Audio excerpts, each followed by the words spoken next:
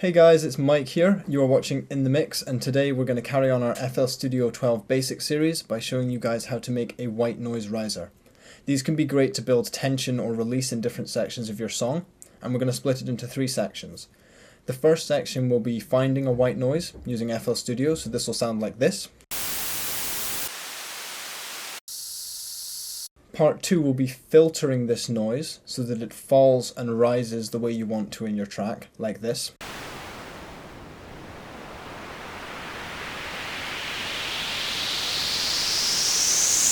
And part 3 is adding any creative effects that you want, such as chorus or reverb, to try and make a more creative and personal sort of riser.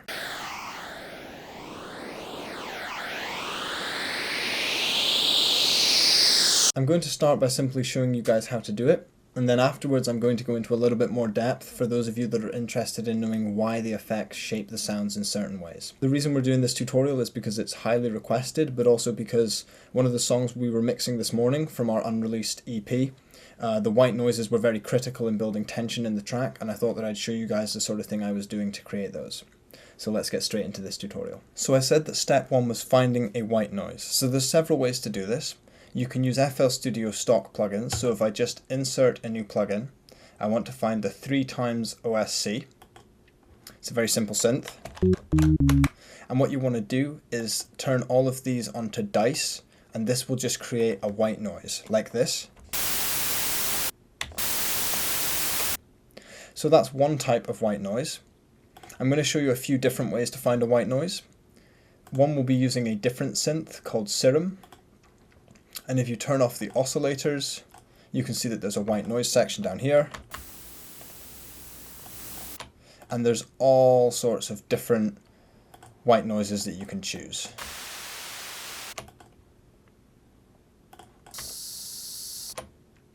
So if you don't have Serum, you can just stick with 3x oscillator for now, just like this.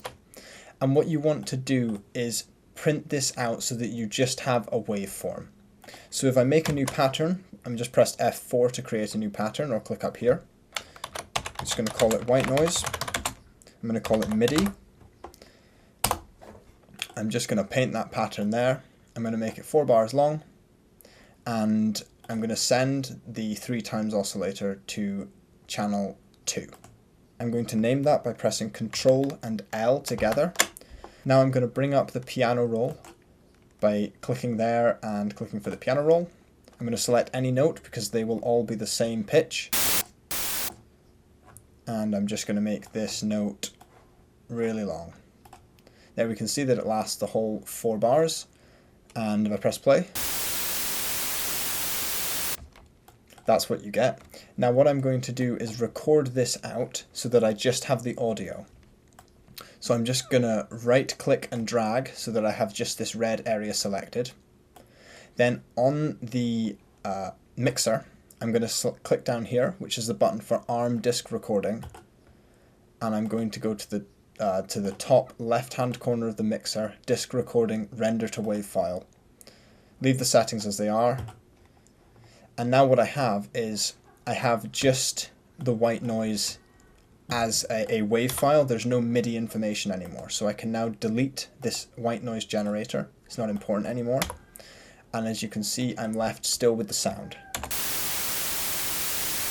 I'm just going to name this white noise so that I stay on top of it. I'm going to double click on it and send it to track 2, and I'm going to rename the track white noise. This is just to stay organized with what we're doing here. I like staying organized in my projects. So now what we want to do is we're on to step 2. We're going to filter this so that it sounds the way we want it to. So there's an inbuilt filter. If you double click and then click onto this miscellaneous functions tab, there's 2 dials here. One is mod X and mod Y. And listen to what happens when I change mod X.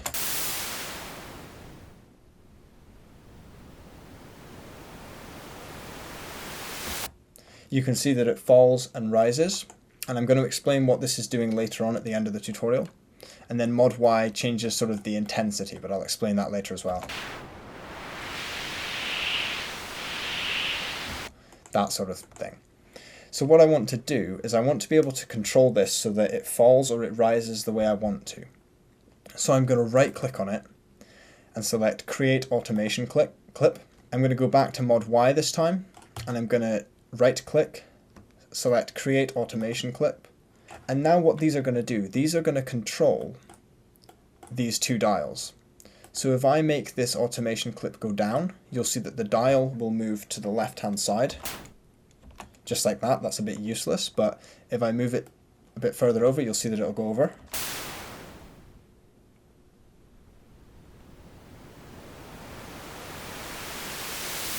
So you can see how this is going to help us shape the sound. The Y modulator will kind of make it sound a little bit more whistly. It will draw your ears to the change of frequencies as the frequency balance is shifted. You hear what I mean?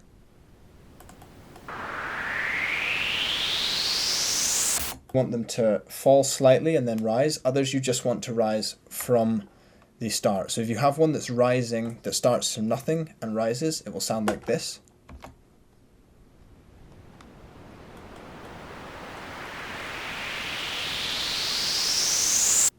And if you have one that starts, falls, and then rises again, it might be a little bit more like this.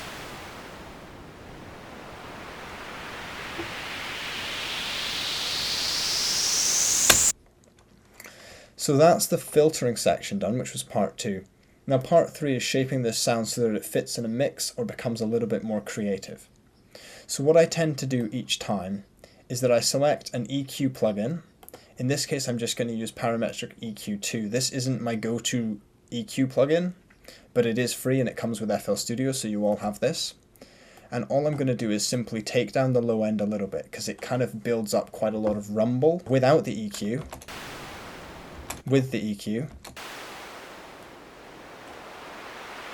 you can see that it just filters out those lower frequencies that aren't necessarily as interesting once it's mixed in, but it leaves all the high frequency information that your ears are drawn to. Other effects that you can add are phasers. So if you go to select a new effect, go to more plugins, I'm just going to find a phaser. I tend to use this Blue Cat phaser, but I'm going to use Fruity phaser. And then this will sound a little bit crazy, and you'll just dial in the settings until you're happy.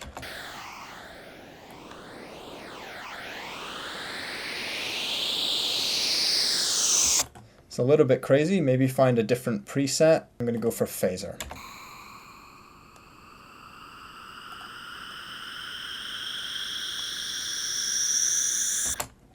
So you could try something like a phaser, which adds quite a lot of personality to the sound. You could try adding some reverb to the sound. This will help it decay at the end. Once you're happy with what it sounds like, you can then select the entire region and then select the disk recording again.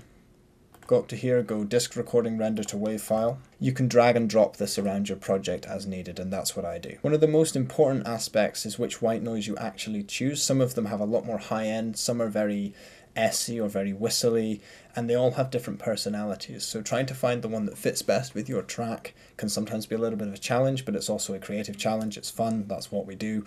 When we produce music, we try to find the best sounds to fit our tracks. So I was going to explain, I guess I'm on to the last section of the video, so I've sort of shown you how to use this, so if you want to just apply this to your tracks, please go ahead, nothing's stopping you. But I wanted to talk through why some of these effects work and what they're actually doing, just so that you guys have full control over these sounds. So what I'm going to do is turn off this X and Y modulator that we had going, and it'll just play. I still have this EQ loaded up, and I'm just going to set it back to its initial positions. I'm just going to middle click all of these dials until it's there. Now the X modulator controls this left and right movement, this cutoff frequency here. When I press play, I'm just going to sweep this across and you'll hear the effect.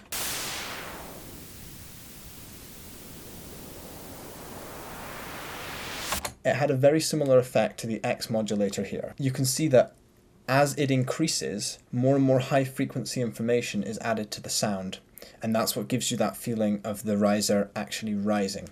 So you're all probably wondering what the Y modulator does then. The Y controls sort of the severity of the slope. So if I decrease this bandwidth, you'll notice that there's this little bump is added to the sound. This is often referred to as resonance, and that's because as you sweep this sound out, these frequencies right just before the cutoff frequency are given a boost. And what it means is that your ears are drawn to them more and they become more resonant. And you'll see what I mean in a second. So without this bump, you'll notice that all that happens is more sound seems to be added to the sound.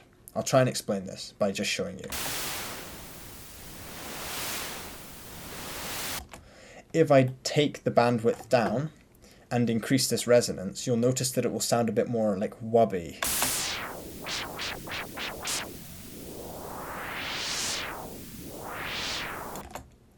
Bandwidth increasing. And what it does is it acts as a phasing motion to draw your attention to the frequencies that are being swept through. And sometimes it can sound really cheap or really sort of like a trigger happy DJ. But sometimes it's exactly what you need to draw the listener's ear to the fact that there is this riser or faller happening. And again, you should just choose that very tastefully depending on the sort of music you're making. When you add something like a phaser to your sound, phasers are like a very extreme version of that resonant bump. What they do is, depending on the settings, they produce lots and lots of curves and bumps and troughs in the frequency spectrum.